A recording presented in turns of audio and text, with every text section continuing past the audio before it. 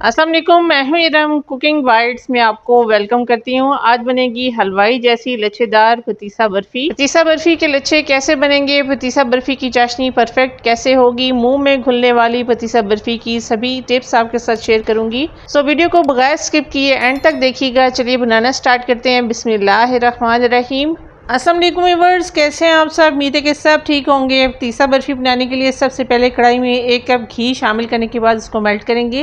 Viewers, इस stage पर आप घी की जगह ऑयल भी डाल सकती हैं, लेकिन हलवे और मिठाइयाँ ज़्यादातर घी में बहुत टेस्टी बनते हैं। अगर आपने हलवाई जैसी मिठाई बनानी है तो फिर आपने इसमें घी का यूज़ करना है।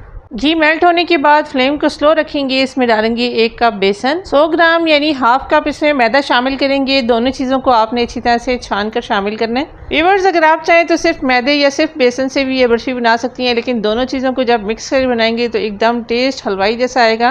Viewers, low to medium flame पर बेसन और सूजी को फ्राई करेंगे। इनको आपने इतना फ्राई करना है कि इनका हल्का सा कलर चेंज हो जाए और प्यारी सी एक भुनी हुई खुशबू भी इनमें से आने लग जाए। इतना आपने इनको फ्राई करना है। व्यूअर्स, भुनाई के दौरान इसमें शामिल करेंगे हाफ टी स्पून इलायची पाउडर। फ्रेंड्स, इलायची पाउडर ना हो तो 3 से 4 हरी इलायची का मुंह खोलकर इसमें शामिल करेंगे। व्यूअर्स, पतीसा बर्फी के बेहतरीन कलर के लिए 2 पिंच ऑरेंज फूड कलर भी इसमें शामिल करेंगे। ये टोटली ऑप्शनल है, आप चाहें तो इसको स्किप भी कर सकती हैं।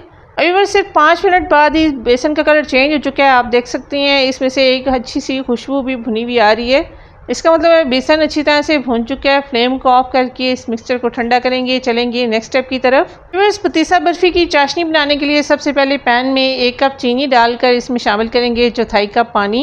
व्यूअर्स, सिर्फ 3 to 4 टेबल स्पून इसमें पानी डालेंगे। ज़्यादा पानी आपने इसमें डाला तो फिर आपको इसको ज़्यादा पकाना पड़ेगा, इसलिए थोड़ा पानी डालकर इसको मिक्स करेंगे। व्यूअर्स, चीनी पानी में अच्छी तरह से मिक्स हो जाए तो हाफ लेमन, एक बड़े साइज का लेमन है जिसको मैं डालूंगी। लेमन जूस की जगह आप 1 पिंच टाटरी भी इसमें डाल सकती हैं। व्यूअर्स, चीनी दोबारा से क्रिस्टल न बने इसलिए लेमन जूस या टाटरी इसमें डालकर अच्छे से मिक्स करेंगे। फ्रेंड्स, पतीसा बर्फी के लिए हमने 2-4 की चाशनी बनानी है, यानी हमें बहुत ही गाढ़ी चाशनी पतीसा बर्फी के लिए चाहिए। चीनी हल होने के बाद मजीद 5 मिनट तक पकाएंगे तो एक गाढ़ी सी चाशनी तैयार हो जाएगी। ठंडे पानी में डाल के इसको चेक करेंगे। फ्रेंड्स, ठंडा होने के बाद जब पानी में इसको इकट्ठा करेंगे तो इसकी एक बॉल की शेप बन जाएगी। अगर ठंडा होकर इसकी एक बॉल बन रही है, इसका मतलब है परफेक्ट चाशनी हमारी पतीसा बर्फी के लिए रेडी हो चुकी है। व्यूअर्स, चंद सेकंड के लिए मजीद पकाएंगे। फ्लेम को ऑफ करेंगे। व्यूअर्स, कोई भी नॉन स्टिक पैन लेंगे या स्टील का बर्तन अच्छे से ऑयल से ग्रीस करने के बाद चीनी का ये गरम गरम कैरमल इसके ऊपर डालेंगे। अब हल्का सा ये कैरमल ठंडा होना शुरू हो जाए तो फिर इसको इकट्ठा करेंगे।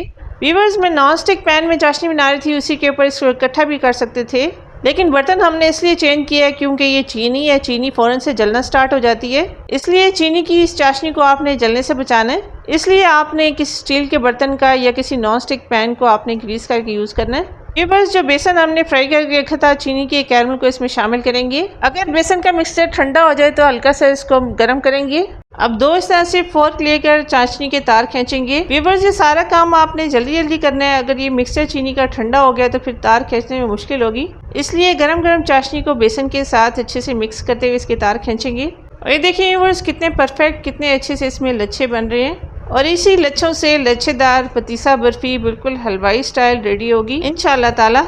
व्यूअर्स, चीनी की चाशनी के साथ जब बेसन का मिक्सचर अच्छे से मिक्स हो जाए तो फिर आपने इस तरह पतीसा बर्फी के इस मिक्सचर को मोल्ड में शिफ्ट करेंगे। मोल्ड को आपने पहले से रेडी करके रखना है। पहले मोल्ड को ग्रीस करेंगे, फिर कुछ नट्स बिछाएंगे। मोल्ड की जगह आप किसी भी बड़ी ट्रे या प्लेट का भी यूज़ कर सकती हैं। अब स्पैचुला की मदद से इसको सेट करेंगे। किनारों तक आपने खूब अच्छी तरह से फैलाकर इसको लेवल करना है। रूम टेम्परेचर पर आने के बाद बर्फी के इस मोल्ड को फ्रिज में रखेंगे। 2 घंटे के लिए इसको आपने सेट होने के लिए रखना है। व्यूअर्स, पतीसा बर्फी अच्छी तरह से सेट हो जाए तो पहले इसके किनारे अलग करेंगे, फिर तेज़ छुरी से इसकी कटिंग करेंगे। मैं यहाँ पर हलवाई स्टाइल इसके चौकोर पीसेस में कटिंग कर रही हूँ, आप चाहें तो किसी भी शेप में इसकी कटिंग कर सकती हैं।